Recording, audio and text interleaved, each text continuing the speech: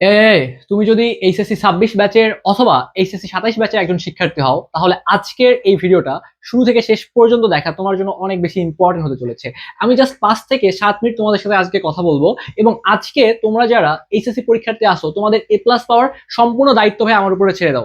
প্রথমত তোমাদেরকে আমি বলবো, তোমাদের প্রেশারটা কমাতে হবে। তোমরা যারা আমাকে প্রশ্ন করতেছো যে ভাইয়া আমাদের প্রিপারেশন ভালো না, এখন থেকে পড়াশোনা করেও কি জিপিএ 5 পাওয়া পসিবল, আমি তোমাদেরকে বলবো পসিবল। তোমাদের মতো কন্ডিশন কিন্তু ভাই আমারও ছিল। এইচএসসি পরীক্ষার আগে একদম সবকিছু যখন এলোমেলো, ওই কন্ডিশন থেকেও কিন্তু ভাইয়া আমার এইচএসসি পরীক্ষায় আমি যেভাবে ইনশিওর করেছিলাম, তো সেই গেম প্ল্যান গুলো, সেই স্ট্র্যাটেজি গুলো আজকের এই ভিডিওতে শেয়ার করার চেষ্টা করব। প্রথম কথা হচ্ছে, তুমি যদি বিশ্বাস করতে পারো যে এখন থেকে পড়াশোনা করেও জিপিএ 5 পাওয়া পসিবল, আমি তোমাদেরকে গ্যারান্টি দিচ্ছি যাদের প্রিপারেশন তোমাদের ভালো না, ভালো না বলতে কি, যারা এখনো কোনো কন্টেন্ট গুছাইতে পারো নাই, ফিজিক্স, কেমিস্ট্রি, ম্যাথ, বায়োলজি, যে সাবজেক্টগুলো থেকে তোমাদের প্রশ্ন আসে সব কিছুই তোমাদের এলোমেলো, এই কন্ডিশন থেকেও জিপিএ পাওয়া পসিবল। জাস্ট গেম প্ল্যানে পরিবর্তন নিয়ে আসতে হবে। জাস্ট তোমাদেরকে যে কন্টেন্ট গুলো আজকে আমি পড়তে বলবো বা যে ডিরেকশনটা ফলো করে পড়তে বলবো, তুমি কি জানো তোমাদের কোনো একটা সাবজেক্টে যদি বি চলে আসে বা তুমি যদি কোনো একটা সাবজেক্টে ফেইলও করো, তারপরেও এইচএসসি পরীক্ষায় জিপিএ 5 পাওয়া পসিবল। সো এই ব্যাপারগুলো আজকে আমরা ইন ডিটেলস বলার চেষ্টা করব। সো যারা এখনো আমাদের চ্যানেলটি সাবস্ক্রাইব করো নাই, একটু কষ্ট করে সাবস্ক্রাইব করতে পারো। পরবর্তীতে কিন্তু আমি এইচএসসি নিয়ে তোমাদেরকে প্রতিনিয়ত কিন্তু guideline, suggestion, class, everything provide করবো। সো একটু কষ্ট করে সাবস্ক্রাইব করে আমাদের পাশে থাকবা। প্রথমেই দেখো, আমি তোমাকে বলবো জাস্ট একটা বিষয় বোঝার চেষ্টা করো যে এইচএসসি রেজাল্টটা তোমার লাইফে কেন সব থেকে বেশি গুরুত্বপূর্ণ। কয়েকটা দিন পরেই ভাইয়া তুমি মেডিকেলে পড়বা, তুমি বুয়েটে পড়বা, তুমি ঢাকা ইউনিভার্সিটিতে পড়বা। তো তোমার যদি এইচএসসি রেজাল্টটা ভালো না হয়, তুমি কিন্তু মেডিকেলে পরীক্ষায় বসতে পারবে না, তুমি বুয়েটেও পরীক্ষা দিতে পারবে না, তুমি ইউনিভার্সিটিগুলোতে পরীক্ষা যে দিবা এই যোগ্যতাই তোমার হবে না। সো আমি জাস্ট তোমাকে একটু ক্লিয়ার করে বলি, তুমি যদি ইউনিভার্সিটিতে পড়তে চাও বা তোমার যদি স্বপ্ন থাকে যে এইচএসসি একটা ভালো রেজাল্ট করে দেন তুমি মেডিকেলে পড়বা, ইউনিভার্সিটিতে পড়বা, ইউনিভার্সিটিতে পড়ার জন্য তোমার যে এইচএসসির যে জিপিএ, এটা যদি 4.50 থেকে 5 থাকে, এরকম এরকম থাকলে হবে। অনেক ক্ষেত্রে 4 থাকলেও তুমি হচ্ছে ইউনিভার্সিটিতে অ্যাপ্লাই করতে পারবে, কোনো ঝামেলা হবে না এখানে। মেডিকেলে পড়ার ক্ষেত্রে জিপিএ 5টা হচ্ছে অনেক বেশি গুরুত্বপূর্ণ ভূমিকা রাখবে, কারণ এইখানে তোমার জিপিএর উপরে একটা নাম্বার থাকে। সো সেই ক্ষেত্রে আমি বলবো, যারা মেডিকেল টার্গেট করতেছো বা প্রিপারেশন এখনো ভালো না, তুমি বিশ্বাস করতে শেখো ভাইয়া, অবশ্যই তুমি এইচএসসি পরীক্ষায় জিপিএ 5 ইনশিওর করতে পারবা। এবং বুয়েটের ক্ষেত্রে বলতে গেলে এখানে তোমার তো জিপিএ 5 লাগবেই। এবং অনেক ক্ষেত্রে বলবো না, ফিজিক্স, কেমিস্ট্রি এবং ম্যাথ, এই 3টা সাবজেক্টে তোমাদের A+-এর পাশাপাশি তার নাম্বারও মেনশন করে দেয়। তো এটা কিন্তু তোমাদের এইচএসসি রেজাল্টের উপরে ভেরি করতেছে। বাট যেহেতু পরীক্ষা এখনো দেওয়া নাই, তো আমাদের একটাই টার্গেট, যেহেতু আমাদেরকে এইচএসসি পরীক্ষায় বসতে হবে, আমরা কখনো নিজেদেরকে ছোট করে দেখবো না, আমরা কখনো নিজেদেরকে ডিমোটিভেট করবো না যে আমাকে দিয়ে পসিবল না। তো আমার একটাই টার্গেট, আমাকে যদি এখন পাগলের মতো পড়াশোনা করতে হয়, যদি সবকিছু বাদ দিতে হয়, সবকিছু বাদ দিয়ে হলেও আমি যেভাবে ইনশিওর করবো। তুমি জাস্ট কয়েকটা দিন পরিশ্রম করতে পারবে না। দেখো, তোমার এই একটা জিভাবের পিছনে আমরা পরিশ্রম করতেছি, তোমার বাবা মা পরিশ্রম করতেছে, সব থেকে বড় কথা হচ্ছে তোমাকে তোমার নিজের জন্য কিন্তু A+টা ইনশিওর করতে হবে। তো তুমি যদি তোমার একটু সর্বোচ্চ পরিশ্রম দিতে পারো, একটু যদি ফোনটাকে জাস্ট সাইডে রেখে 2টা মাস ভাইয়ার গাইডলাইন শুনে পড়াশোনা করতে পারো, এইচএসসি পরীক্ষায় তোমার জিভাবের থেকেও, তোমার স্বপ্নের থেকেও তুমি একটা ভালো রেজাল্ট ইনশিওর করতে পারবা। তো এই যে নিজের স্বপ্ন পূরণ করার জন্য যারা যারা প্রতিজ্ঞাবদ্ধ আসো যে ভাইয়া আমি আমার সর্বোচ্চ পরিশ্রম দিব, আপনি যেভাবে বলবেন ঠিক সেভাবেই পড়বো, দরকার হলে সবকিছু বাদ দিয়ে দিব, বাট A+ ছাড়তে পারবো না। যেহেতু আমাদের 2টা মাস পরে এইচএসসি পরীক্ষায় বসতে হবে, ডিসিশন একটাই, গেম প্ল্যান একটাই, টার্গেট একটাই, আমাকে A+ পাইতেই হবে। তো যাদের মধ্যে জেদ থাকে, আমি একটা জিনিস দেখছি, যাদের মধ্যে জেদ থাকে এবং যারা পরিশ্রম করতে পারে, এই জেদ আর পরিশ্রম যাদের মধ্যে আছে, তারা যে কোনো কিছু করতে পারে। তোমার কাছে যদি 10 দিন সময় থাকতো, সেই ক্ষেত্রে আমি তোমাকে বলতাম কখনো হাল ছেড়ে দিবে না, লড়াই চালিয়ে যাও। জাস্ট এইচএসসি পরীক্ষায় দেখো তুমি কেন A+ পাবা, আমি তোমাকে বলি। এই যে কয়েকটা শর্ত লিখে রাখছি না, দেখো তোমাকে শর্তগুলো আমি বলি। তুমি যদি 5টা সাবজেক্টও A+ ইনশিওর করতে পারো, 2টা সাবজেক্টের মনে একটু খারাপ হয়েছে, তোমার একটু কনফিউশন কাজ করতেছে না, হাল ছেড়ে দেওয়া যাবে না, আমাকে স্টিল গেমে থাকতে হবে। 2টা সাবজেক্টে A পাওয়ার পরেও তোমার ওভারঅল কিন্তু জিপিএ 5 চলে আসবে।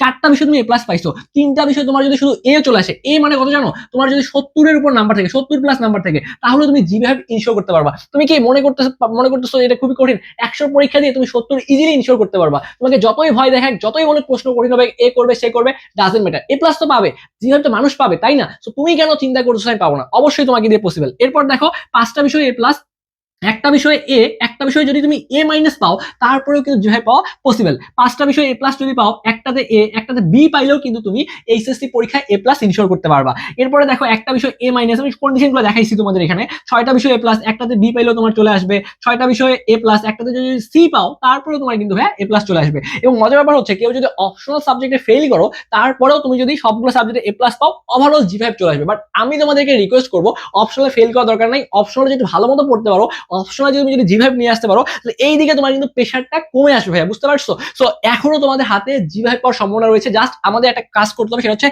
গেম প্ল্যানে পরিবর্তন নিয়ে আসবে।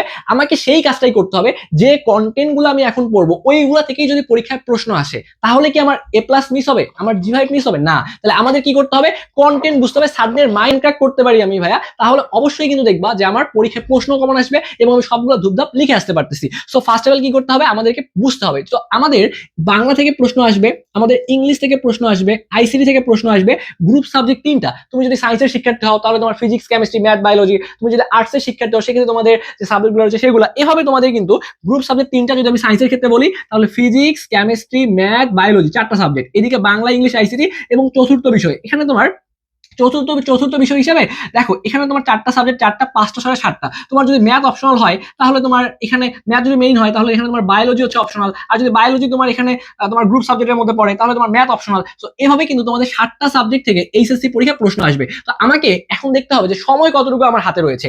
আমার হাতে সময় রয়েছে টোটালি দুই মাসের একটু কম বেশি সময় রয়েছে, তাহলে আমি ধরে নিচ্ছি যে আমার হাতে এখনো প্রায় 60 দিনের মতো সময় রয়েছে, ঠিক আছে? তো এই 60 দিন তুমি যদি ভাইয়া সর্বোচ্চ পরিশ্রম, বারবার একটা কথাই বলতেছি, সর্বোচ্চ পরিশ্রম দিতে পারলে যে কোনো কিছু করে ফেলা পসিবল। এখন ভাইয়া আমাকে বলেন আমি কি পড়বো, কোন কন্টেন্ট গুলো পড়বো, মানে কিভাবে পড়লে আমি এ প্লাস পাবো? ঠিক আছে, অনেক কথাই তো বললেন, মেইন কথা বলেন ভাই, আমি শুরু করতে পারতেছি না।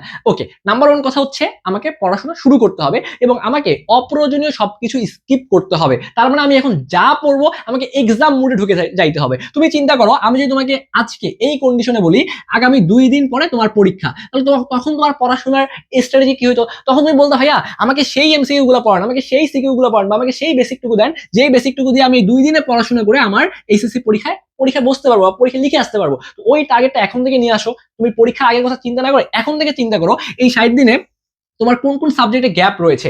তো এই গ্যাপগুলো ফিল আপ করতে হবে এবং রেগুলার বেসিসে তোমাকে পরিশ্রম করতে হবে। আমি তোমাকে বলি, দেখো এই বাংলা, ইংলিশ, আইসিটি, অনেকে আইসিটিতে এ প্লাস মিস হয়, তো এখন থেকে আইসিটি খুব ভালো মতো পড়বা, বাংলা ইংলিশ এটাও পড়বা। তো রেগুলার বাংলা পড়বা তুমি হচ্ছে 1 ঘন্টা, ইংলিশ পড়বা 1 ঘন্টা, আইসিটি পড়বা 1 ঘন্টা। তো এখানে তোমার দেখো 3 ঘন্টা সময় চলে যাচ্ছে। আর যেহেতু তোমাকে নর্মালি এখন 12 থেকে 13 ঘন্টা পড়াশোনা করতে হবে, একদিনে চাইলে পড়াশোনা শুরু করতে পারবে না যারা এখন থেকে শুরু করবা। তো ধরলাম তুমি 8 থেকে 10 ঘন্টা করে পড়াশোনা শুরু করবা, এখানে যদি 3 ঘন্টা পড়ো, এইদিকে তুমি 6 থেকে 7 ঘন্টা সময় পাচ্ছ। এই 6 থেকে 7 ঘন্টার মধ্যে তোমাকে এমন ভাবে পড়াশোনাগুলো করতে হবে যেন সবকিছু কভার আপ হয়ে যায়। এই 6 থেকে 7 ঘন্টায় দেখো তোমাকে এমন হইতে পারে একদিনে 2টা চ্যাপ্টার শেষ করা লাগতে পারে, বা একদিনে 3টা চ্যাপ্টার শেষ করা লাগতে পারে। কিভাবে করবা, তুমি যে কোনো মানে একটা ভাইয়ার যার ক্লাস ভালো লাগে তার কাছে ওয়ান শট একটা ক্লাস করবা, 3 থেকে 4 ঘন্টা তুমি কি করবা, অনলাইন অফলাইন বা যে টিউটরের কাছে পাও না কেন, এই 3 থেকে 4 ঘন্টায় তুমি একটা চ্যাপ্টারের পুরো বেসিকটা বা সিকিউ এমসিকিউ যা আসতে পারে সবকিছু পড়ে ফেলবা। দেন এই যে তুমি 3 থেকে 4 ঘন্টা পড়লা, বাকি আরো যে 3 ঘন্টা পড়বা, এই 3 ঘন্টা তুমি কি করবা, নিজের মতো পড়বা।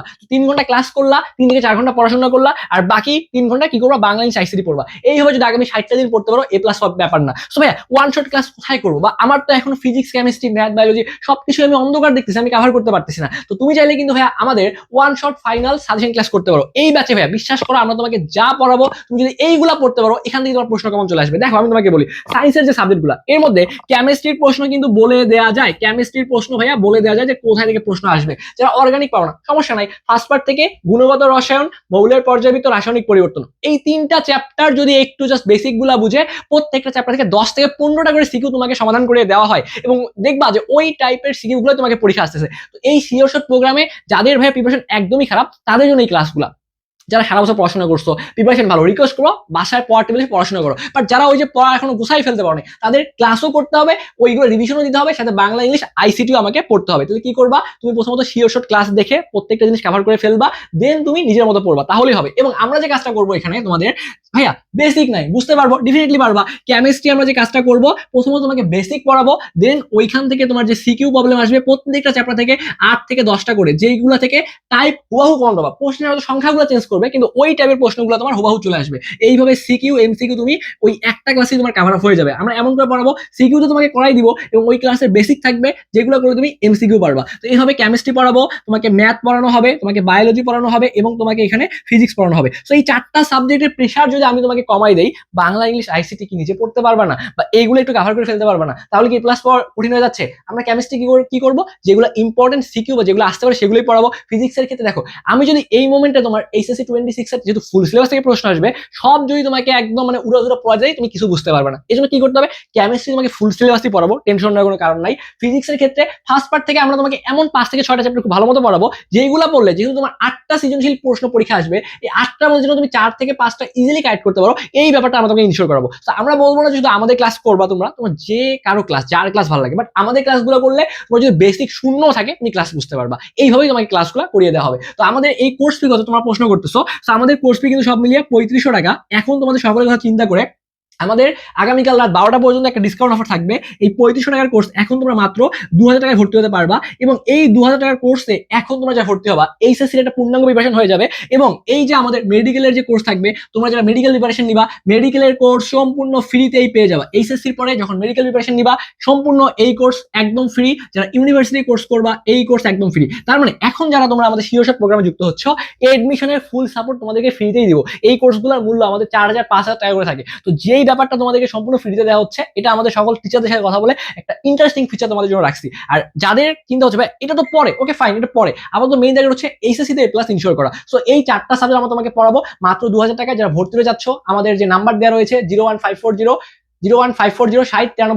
এই নাম্বারে দ্রুত হোয়াটসঅ্যাপে কথা বলো, কথা বলে আমাদের এডমিশন যোগাযোগ করে দ্রুত ভর্তি হয়ে যাও। জাস্ট এই নাম্বারে হোয়াটসঅ্যাপে একটা মেসেজ করবা, ভাই ভর্তি হয়ে যাই এইচএসসি 26 বলে ভর্তি হয়ে যাও। ওকে, সো আমি জাস্ট প্রমোশন করে নিলাম আমাদের কোর্সে, না হলে তোমরা বুঝতে পারবে না। সো এই জন্য তোমাদেরকে ব্যাপারগুলো আমি বুঝাই বললাম, যাদের ক্লাস প্রয়োজন ক্লাস করবা, দেন নিজের মতো পড়বা, ইনশাআল্লাহ কভার করতে পারবা। এখন কথা হচ্ছে ভাই, অনেক ভাই বলে টেস্ট পেপার পড়তে হবে, এই বই পড়তে হবে, মেইন বই পড়তে হবে। ভাই আসলেই পড়বো কি? তোমাকে তো সলিউশন দিচ্ছি, 4টা সাবজেক্ট আমি পড়াবো। এখন যারা নিজে নিজে পড়বা, মেইন বই আশা করি এখন খুব একটা পড়ার দরকার নাই। কেমিস্ট্রি ভালো করার জন্য একটা কাজ করবা, হাজারি স্যারের বইটা হাতে নিবা। হাজারি স্যারের বইয়ের যে এমসিকিউ গুলো আছে, এই এমসিকিউ যদি কোনো বান্দা সমাধান করে যাইতে পারে, ওর বাইরে ভাই কেমিস্ট্রি কিছু আসবে না। ওইগুলি আমরা তোমাকে অ্যানালাইসিস করে পড়াবো। ওকে, কেমিস্ট্রির ক্ষেত্রে এটা পড়বা, এবং বিগত বছর শুধু বোর্ড প্রশ্ন, যারা এ প্লাস ইনশিওর করতে চাও, শুধুমাত্র বিগত বছরের বোর্ড প্রশ্ন বুঝে বুঝে সমাধান করতে পারলেও এ প্লাস ইনশিওর করা পসিবল। ওকে, বায়োলজির ক্ষেত্রে সেম কথা। তোমাদের দেখো কয়েকটা চ্যাপ্টার থেকে প্রশ্ন আসে, কিন্তু তুমি যদি দেখো ফার্স্ট পার্ট থেকে প্রথম যে চ্যাপ্টারটা রয়েছে তোমাদের কোষ ও এর গঠন, এরপরে উদ্ভিদ সাইজত 100% প্রশ্ন আসবে, অণুজীব থেকে প্রশ্ন আসবে, এভাবে নগ্নবীজীয় আবৃতবীজী উদ্ভিদ, এই যে গুরুত্বপূর্ণ যে চ্যাপ্টার গুলো রয়েছে,